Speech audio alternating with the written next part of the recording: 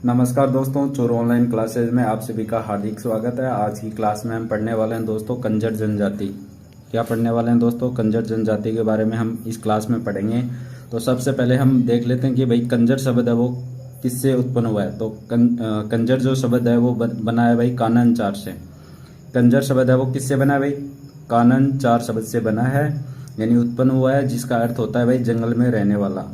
कानन चार का अर्थ क्या होता है भाई? जंगल में रहने वाला। कंजर शब्द है वो कानन चार से बना है, यानी उत्पन्न हुआ है कानन चार से। कौन सा शब्द बना है? कंजर शब्द बना है, जिसका अर्थ क्या होता है भाई? जंगल में रहने वाला। कंजर जनजाति है, इसका जो मुख्य है वो क्षेत्र कौन सा भाई? कंजर जनजाति के मुख्य क्षेत्र की बात करें तो हाड़ौती। हाड़ौती में कौन कौन से क्षेत्र आते हैं? एक तो आता है भाई कोटा, एक आता है भाई बूंदी, एक आता है भाई झालावाड़। कोटा, बूंदी, झालावाड़, है ना। ये क्या है भाई? हाड़ौती क्षेत्र में आते हैं। ये जो जिले है ना, कोटा, बूंदी, बारा, झालावाड़, बारा भी इसी में आता है भाई। कोटा, बूंदी, बारा, झालावाड़, ये हाड़ौती क्षेत्र कहा जाता है इनको, है ना। तो कंजर जनजाति का जो मुख्य क्षेत्र है वो कौन सा है भाई? हाड़ौती। कौन सा हो जाएगा भाई? कंजर जनजाति का मुख्य क्षेत्र हाड़ौती हो जाएगा। तो हमने क्या पढ़ा था भाई? एक बार रिवीजन कर लेते हैं। तो हमने पढ़ा भाई कंजर जनजाति। तो कंजर जनजाति है वो कंजर शब्द है। सबसे पहले हमने पढ़ा भाई कंजर शब्द किससे उत्पन्न हुआ है? तो कानन चार से उत्पन्न हुआ है, जिसका अर्थ होता है भाई जंगल में रहने वाला। कंजर शब्द किससे उत्पन्न हुआ? कानन चार से। फिर हमने पढ़ा भाई कानन चार का अर्थ क्या होता है, या कंजर शब्द का अर्थ क्या होता है? तो इसका अर्थ होता है भाई जंगल में रहने वाला। फिर हमने पढ़ा भाई कंजर जनजाति का मुख्य क्षेत्र। तो कंजर जनजाति का मुख्य क्षेत्र है हाड़ौती। हाड़ौती में कौन कौन से जिले आते हैं? कोटा, बूंदी, बारा, झालावाड़, ये जो क्षेत्र है वो हाड़ौती क्षेत्र में आते हैं। हाड़ौती के क्षेत्र कहलाते हैं, यानी कोटा, बूंदी, जो झालावाड़ जिले है ना, ये हाड़ौती क्षेत्र में आते हैं। फिर हम चर्चा करेंगे भाई आगे इनका जो मुख्य व्यवसाय होता है ना कंजर जनजाति का, तो मुख्य व्यवसाय क्या होता है? अपराध करना। कंजर जनजाति का जो मुख्य व्यवसाय है वो क्या होता है? अपराध करना। फिर बात करेंगे भाई कंजर जो लोग होते हैं ना, कंजर जनजाति के जो लोग, वो अपराध करने से पहले क्या मांगते हैं भाई? अपराध करने से पहले पाती मांगना। ये कंजर जनजाति के जो लोग होते हैं वो कोई अपराध करते हैं उससे पहले ये क्या मांगते हैं भाई? पाती मांगना के तहत देवताओं से आशीर्वाद लेते हैं, जिसे कहते हैं भाई देवताओं से आशीर्वाद लेते हैं, उसे कहते हैं भाई पाती मांगना। ठीक है, यहाँ तक आ गया समझ में। फिर बढ़ते हैं आगे। कंजर जनजाति के मुख्य देवता कौन कौन से हैं वो देख लेते हैं। एक तो है भाई जोगणिया माता, जो कंजर जनजाति के मुख्य देवताओं में शामिल है।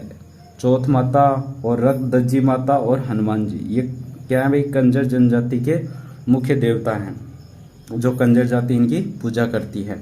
फिर बात करेंगे भाई जोगणिया माता। जोगणिया माता का मंदिर कहाँ पर है भाई? चौथ माता का मंदिर कहाँ पर है? तो ये हम पढ़ रहे हैं। तो जोगणिया माता का मंदिर तो चित्तौड़गढ़ जिले में है, और चौथ माता का मंदिर यानी चौथ का बरवाड़ा भी इसको कहा जाता है। चौथ माता का जो मंदिर है इसको चौथ का बरवाड़ा भी हम कहते हैं, और ये सवाई माधोपुर जिले में है।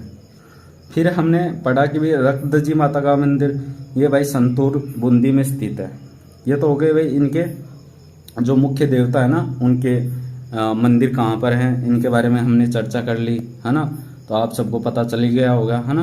तो हमने पढ़ा था कि भाई जोगणिया माता का मंदिर चित्तौड़गढ़ जिले में है। फिर हमने पढ़ा भाई चौथ माता का मंदिर, या इसी को कहा जाता है चौथ का बरवाड़ा, ये हमने पढ़ा कि भाई सवाई माधोपुर जिले में है।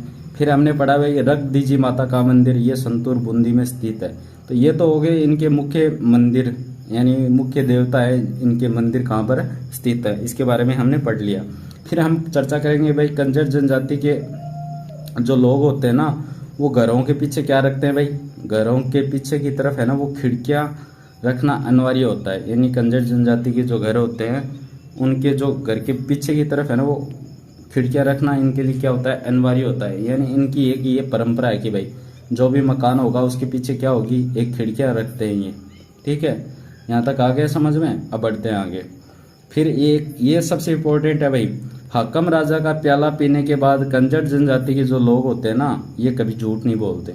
ये बहुत ज़्यादा इंपॉर्टेंट है, और ये एग्जाम में पूछा भी जाता है ना। ये इंपॉर्टेंट है, इसको तो ध्यान में रखना ही रखना है आपको, है ना।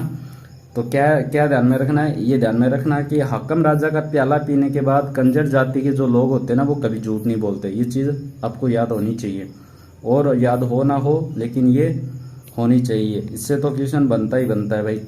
हाकम राजा का प्याला पीने के बाद कंजर जनजाति के लोग हैं वो झूठ नहीं बोलते। ठीक है, ये आ गया यहाँ तक समझ में आया कि नहीं आया? आ गया ना।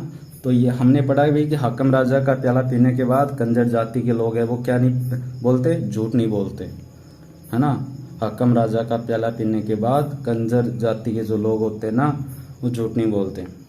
फिर हम आगे चर्चा करेंगे भाई, आगे क्या चर्चा करने वाले हैं, आगे चर्चा करेंगे भाई हम कि कंजर जाति के जो लोग होते हैं ना वो क्या खाते हैं भाई, मांस खाते हैं। किसका खाते हैं?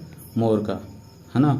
कंजर जाति के जो लोग होते हैं ना वो किसका सेवन करते हैं? मांस का सेवन करते हैं। मांस में किसका सेवन करते हैं? मोर का मांस का, है ना। ठीक है, अब बढ़ते हैं आगे, आगे बढ़ेंगे।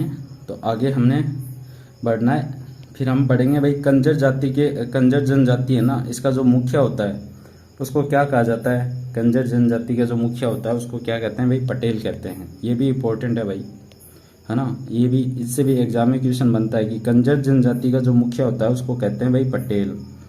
और कंजर जनजाति के मृतकों को जो शव होते हैं ना कंजर जनजाति के जो लोगों में मृत्यु हो जाती है, यानी मृतकों का जो शव होता है उसको हम उसको कंजर जनजाति के लोग जलाकर न करके, जलाते नहीं है ना, क्या करते हैं? दफनाते हैं, यानी खड्डा खोदकर उसके अंदर दफना देते हैं। ये थी भाई आज की अपनी एक छोटी सी क्लास। आशा करता हूँ आपको पसंद आई होगी। अगर पसंद आई है तो लाइक शेयर सब्सक्राइब जरूर कीजिएगा। मिलते हैं नेक्स्ट क्लास में।